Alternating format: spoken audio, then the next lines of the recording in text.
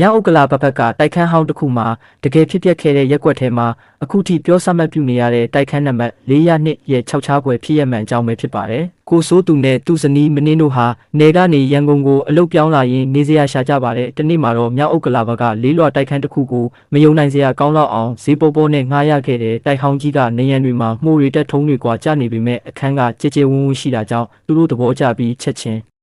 ပဲစရံပေးအထုပ်ပိုးတွေနဲ့တက်နေခဲ့ကြတယ်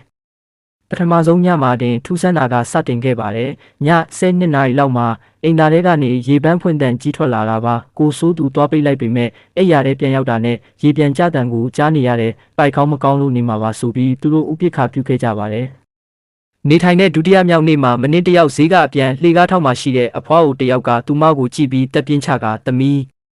ညဘက်ဆိုတကားကိုတေချာပိတ်အိမ်တော့ဘသူခေါ်ခေါ်ထမကြီးနဲ့လို့တတိပေးပါတယ်မင်းကနားမလဲပေမဲ့ခေါင်းငိမ့်ပြခဲ့တဲ့အဲ့ဒီညမှာပဲမင်းတယောက်တည်းအိမ်မှာရှိနေတော့ကိုစိုးသူကညဆိုင်စင်းနေချိန်မိဖို့ချောင်တဲကနေဓာတ်နဲ့အသားစင်းတန်းတွေကိုခက်စိတ်ကြားလာရတယ်တောက်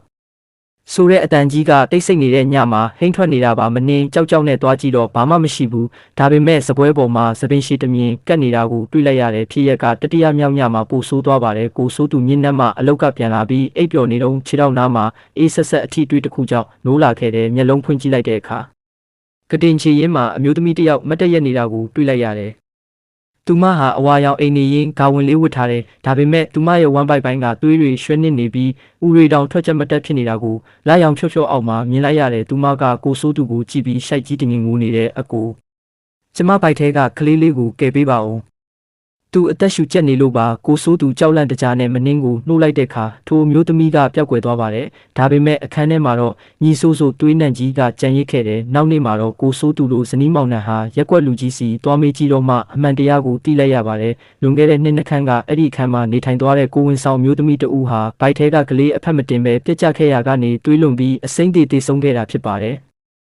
သူမတေဆုံးချိန်မှာခင်မွန်းဖြစ်သူကအနားမှမရှိပဲခီးထွက်နေတာကြောင့်သူမဟာအကူညီမဲ့စွာနဲ့အိမ်သားထဲမှာလဲကျတေဆုံးနေခဲ့တာပါအိမ်ရှင်ကအဲ့ဒီသတင်းကိုဖုံးကွယ်ပြီးအခန်းကိုဈေးလျှော်ငှားနေတာဖြစ်ပါတယ်ကိုစိုးသူတို့လည်းအဲ့ဒီနေ့မှာပဲအထုပ်ပိုးတွေပြင်ပြီးတိုက်ခန်းကနေချက်ချင်းဆင်းခဲ့ကြပါတယ်သူတို့ထွက်လာတဲ့အချိန်တိုက်ခန်းကိုနောက်ဆုံးအချိန်လှည့်ကြည့်လိုက်တဲ့အခါ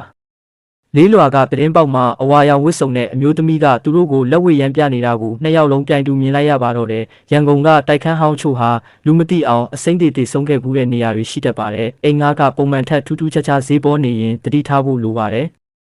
နောက်ထပ်စိတ်ဝင်စားစရာကောင်းတဲ့ပုံမြင်တွေကိုနားထောင်ဆင်ဖို့အတွက် channel လေးကို subscribe လုပ်သွားပေးပါနော်ကျေးဇူးတင်ပါတယ်